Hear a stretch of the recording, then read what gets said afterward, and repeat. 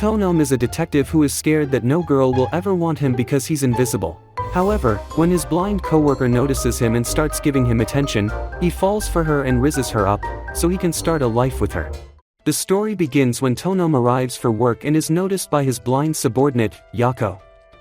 He asks her how she could tell it was him, and she says she can smell him, which makes Tonom start sniffing himself, thinking he stinks. However, Yako freaks out and tells him he doesn't stink, and she only sensed him because her senses are better than the average human. Tonom compliments her for this because he can't even detect his own scent, and he is grateful that someone else can sense him. To confirm this, he goes completely invisible and asks Yako to point out where he is.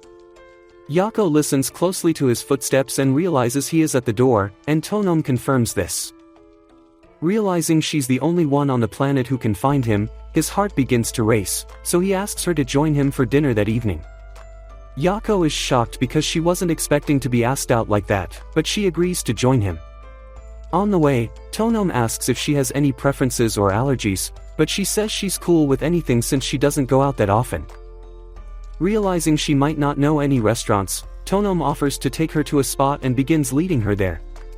Along the way, Yako notices something off about him and assumes he doesn't have any restaurants in mind. She begins feeling bad because she's a blind workaholic who doesn't go out, but she snaps out of it when Tonom asks if she can sense something delicious. Yako admits she can and points to a restaurant. Tonom is glad because he's picked something that will suit her taste. Since it's his first time at this restaurant, Tonom goes with the house recommendation, and Yako likes it. She smiles as she remarks that it's her first time eating out with someone from work, but is stunned when she realizes she's actually on a date. She snaps out of it when Tonom gives her a piece of his meat to eat, but Tonom notices her mood and asks what's up. She says the outing feels like a date and she isn't sure what to think, so Tonom tells her it's a date. Seeing Yako's nervous face, Tonom walks up to her and places her hand on his heart so she can feel it racing and know that he gets nervous too. However, everyone in the restaurant starts looking at them like they're crazy. After they finish eating, Tonom asks for Yako's hand so he can lead her to the station, but she becomes shy because they'll look like a couple. Tonom tells her not to worry because YouTube can't demonetize this video even if he develops a plot with her on screen, but Yako tells him he doesn't need to go that far. She begins tweaking and opts to walk on her own using her stick, and Tonom realizes she's flustered by the last thing he said. Yako can already tell that he's grinning at her, which surprises him, though he promises never to hide his emotions from her. After that, he holds her hand and escorts her to the train station, but when she arrives home, she starts rolling around on her bed because her first date with him went well. The following day, Yako sits in the office thinking about the first time she met Tonom.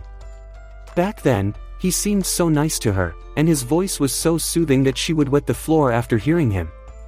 She also liked how elegantly he carried himself and wished they'd smashed, because no one would even notice, since his sausage was invisible.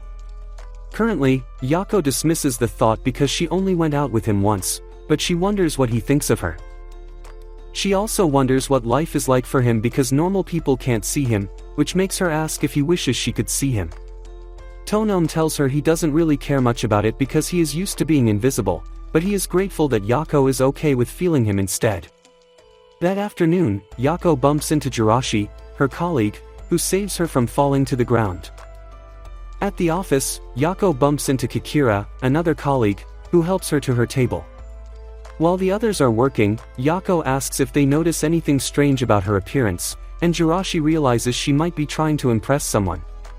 She compliments Yako's looks and claims she's a love coach in case she needs any advice on romance. Yako claims she's a good girl because she hasn't been getting enough vitamin D lately. All of a sudden, Tonom enters the office and asks to touch her hair, and Yako agrees, although the head pat makes her pickle start tingling. When Tonom is done, Jirashi is flustered because their boss is the guy Yako is simping for, so Yako turns red and dodges the conversation. After that, Yako joins Tonom to listen to clients, most of whom demand investigations into their cheating spouses and missing exes. The following day, Tonom heads out to follow up on a lead, and he turns fully invisible when the guy he is tailing turns back.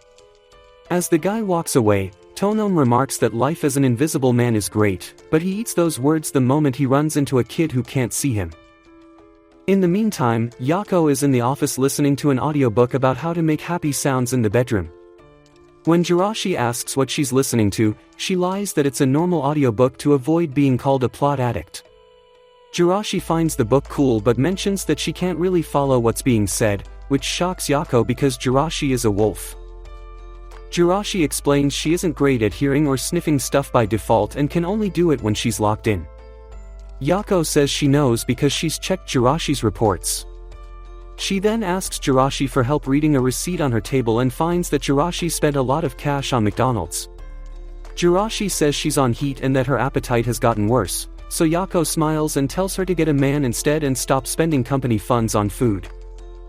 Feeling embarrassed, Jirashi leaves, but not before showing Yako where her phone is.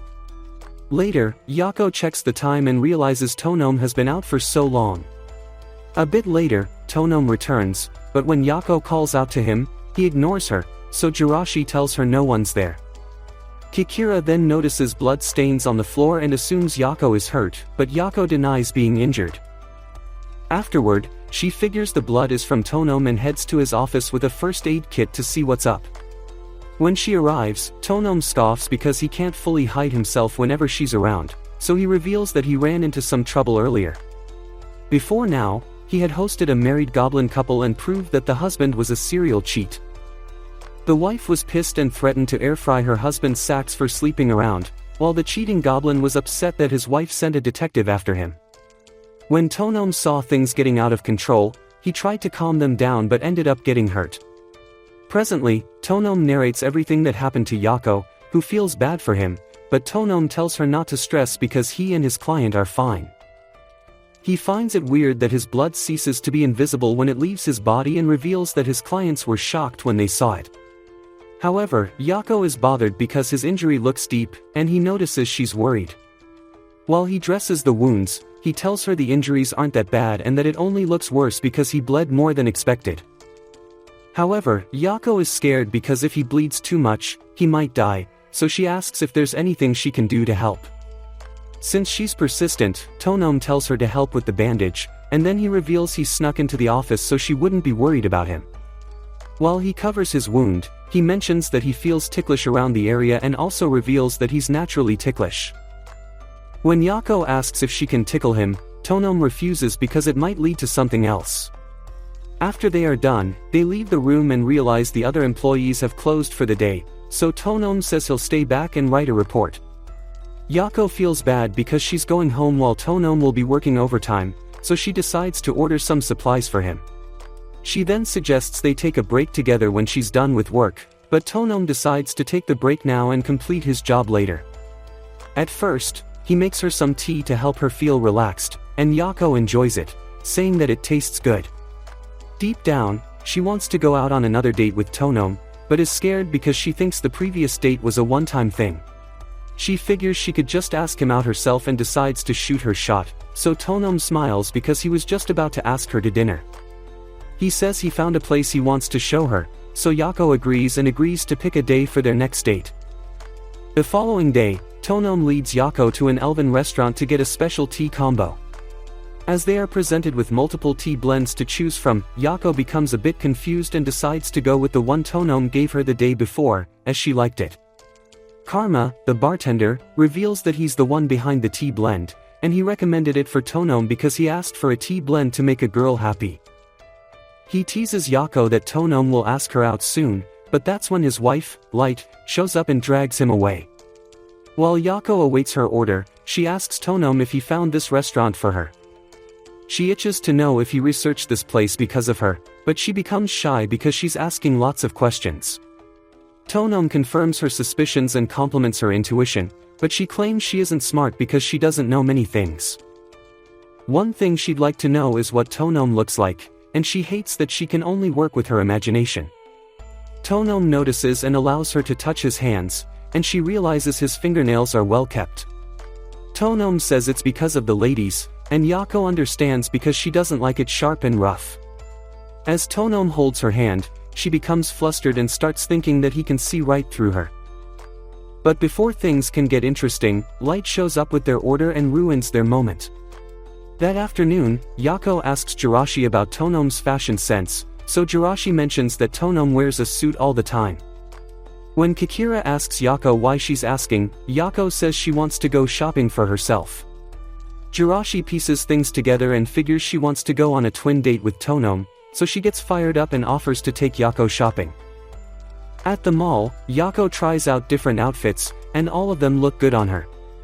All the while, Tonom is at the office, asking Kikira for restaurant recommendations, and he gets a dozen. The following day, Karma and his wife arrive at Tonom's office, and they complain that they've been watched of late while working in their restaurant. Light says hooded guys ask their neighbors about her, and she's found them taking pictures of the restaurant. Meanwhile, Karma's cheeks are red because he never thought he'd be cute enough to have a stalker. When Tonom curiously asks the couple if they were followed, Light says she lost her stalkers, so Tonom offers to look into their situation and come up with a solution. A while later, Kirika reports that he's traced one of the stalker's vehicles to a big pharma corp in the mountains, and that all the people in the car are dressed the same. Seeing this, Tonom figures the stalker situation is bigger than he expected, but just as he's about to ask Jirashi for intel, she reports that the stalkers have stopped in front of Light's shop. Currently, she's running away with Light and Karma as she barely made it out of the restaurant in time. After hearing this, Tonom dashes out of the office with Kikira, leaving Yako behind to handle things there. Not long after, Yako hears the doorbell go off, so she opens the door to see who's there. Unfortunately, it's one of Light's stalkers, but before he can do anything funny to Yako, Tonom arrives and chokeholds him. However, the dude begs for his life and reveals that he's Light's father, leaving everyone shocked. When Light returns, she confirms that the man is her father and that he runs a pharmaceutical company. Light's father apologizes for the trouble and explains that he only wanted to see how his daughter was doing. When Light questions why he came with their entire clan, he explains that they insisted on following him. Karma then cuts in and teases Light's father for being the clumsy type, but the dude side-eyes Karma, because he does not support Karma's relationship with Light. Later that evening, Tonom shares dinner with his employees because they've managed to resolve Light's case. While they are at it, Jirashi questions why Yako isn't drinking, so she says it'll be harder to get home if she's drunk. Jirashi then offers to walk her home if something like that happens, but about an hour later, Jirashi passes out from having too many drinks. After everyone is done eating, Tonom calls a taxi for Yako since it's already late and decides to take her home. On the way, Yako is flustered because she's thinking of a way to ask Tonom to join her for tea in her apartment. Just then, Tonom asks her out to another restaurant, which is usually dark with a pitch-black interior. He says he'd like to experience firsthand how Yako lives, so Yako smiles and promises to be his tour guide in the dark. Soon, the taxi gets to Yako's apartment, so Tonom drops her off and looks forward to seeing her tomorrow. As he is about to leave, Yako begs to share a cup of tea with him, but he refuses because the taxi is already waiting for him. However, he promises to stop by her place and make it up to her when he's free. A few days later, Tonom takes Yako out for a date at the pitch-black restaurant. After the lights go out, Yako starts teaching Tonom how to navigate their table and eat his food. However, when it's time to eat, Tonom excuses himself and heads to the shower because he's restless. As he freshens up and leaves, Yako sees him and asks if he'd like to leave the restaurant, and he admits it. On the way out, he apologizes for interrupting their date and promises to make it up to her for wasting his meal. However, Yako brushes it off as no big deal because she has already packed his food for him. All of a sudden, Tonom asks her to join him at his place for dinner, and it takes 3 seconds for her brain to process that. When they arrive, Tonom serves Yako a home-cooked meal, and she likes it. He then apologizes again for the restaurant thing and reveals that he's scared of the dark. A few years ago, he was at a camp with his mates, and there was a time his courage was tested.